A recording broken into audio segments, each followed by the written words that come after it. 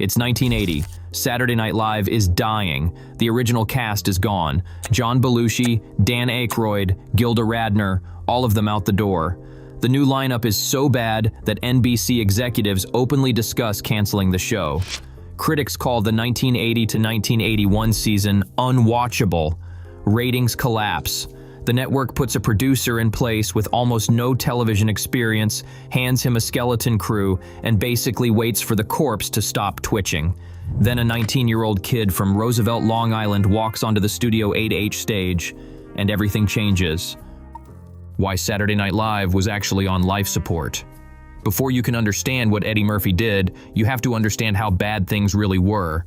Lorne Michaels, the creator who built Saturday Night Live into a cultural institution, had walked away after season 5. The replacements, a new cast, new writers, a new showrunner, had no idea what they were doing. The 6th season is widely regarded as the lowest point in the show's history. Some episodes featured so few laughs that audience members reportedly sat in silence. Cast members were visibly uncomfortable. The writing was flat. NBC had a brutal internal calculation to make. Keep the show alive on a skeleton budget or kill it and lose the late-night Saturday slot permanently. They kept it. Barely. And that decision accidentally changed American comedy. The kid who wasn't supposed to matter.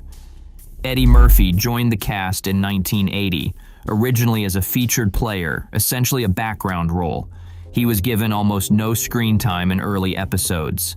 The story goes that he spent weeks sitting in the wings, watching the show fall apart around him, writing characters and sketches on his own time. What separated Murphy from the rest of the struggling cast wasn't just talent, it was hunger. He had grown up studying comedy the way athletes study film. Richard Pryor, Bill Cosby, Jerry Lewis. He had internalized their timing, their physical commitment, their control of a room. By the time he got on stage, he wasn't experimenting. He already knew exactly what he was doing. But here's the detail most people miss. Murphy didn't just perform sketches. He rewrote the language of what SNL could be. The show had always had an ensemble logic. Eddie Murphy turned it into a vehicle for a star. The characters that broke through. 2 of Murphy's characters became cultural landmarks almost instantly. Buckwheat was a riff on the old Little Rascals character, updated with a deadpan absurdity that made it feel entirely new. Gumby, a foul-tempered version of the beloved clay cartoon character, became a showcase for Murphy's physical comedy and his ability to build a character from a single, perfectly chosen note of irritation. But the character that matters most to the story of the 1980s isn't either of those. It's Mr. Robinson. Mr. Robinson's neighborhood was a direct parody of Mr. Rogers, transplanted to a neighborhood that had clearly never seen a single public television dollar. It was sharp, it was dark, and it was politically aware in a way that Saturday Night Live had rarely been since its earliest years. Murphy was doing something the show desperately needed, connecting comedy to real life without making it a lecture. He wasn't doing impressions, he was building a world. The stand-up connection nobody talks about. Here is where the deeper story begins, and it's the piece that explains not just what Murphy did at SNL, but why the whole decade bends around him. In 1983, while still a cast member, Murphy released Eddie Murphy, Delirious. It became one of the best-selling comedy albums in history. In 1987, Raw broke the record for the highest-grossing stand-up concert film ever made. These weren't side projects. They were proof of a new model. Before Murphy, there was a wall between sketch comedy and stand-up. Television comedians were television comedians. Stand-up comics were stand-up comics. You did one or the other.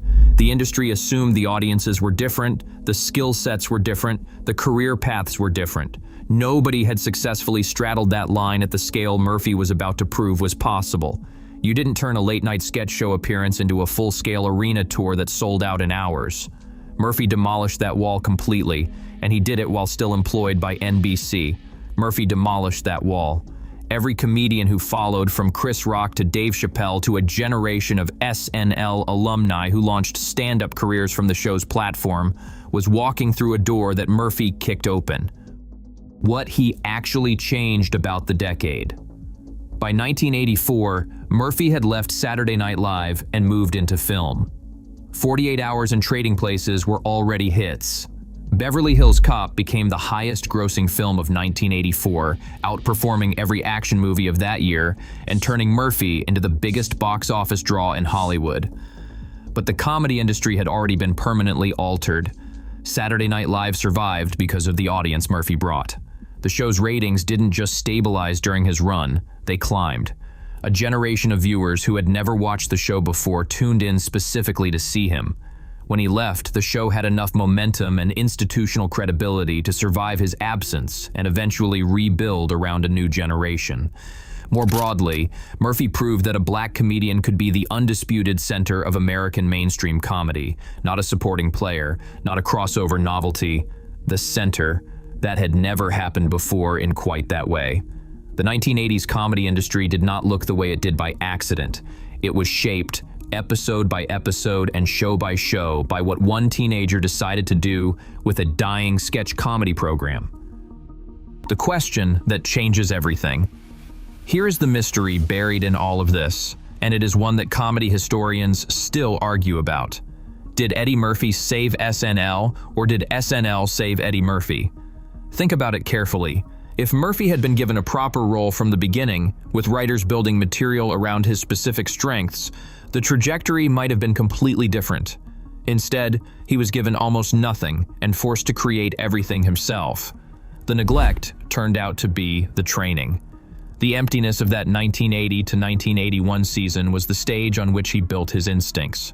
There is a version of the story where a better-run show produces a less formidable comedian. And if that is true, if the crisis was the catalyst, then what does that tell us about where comedy actually comes from? Saturday Night Live in 1980 was not supposed to survive. The math did not work. The talent was not there. The momentum was gone.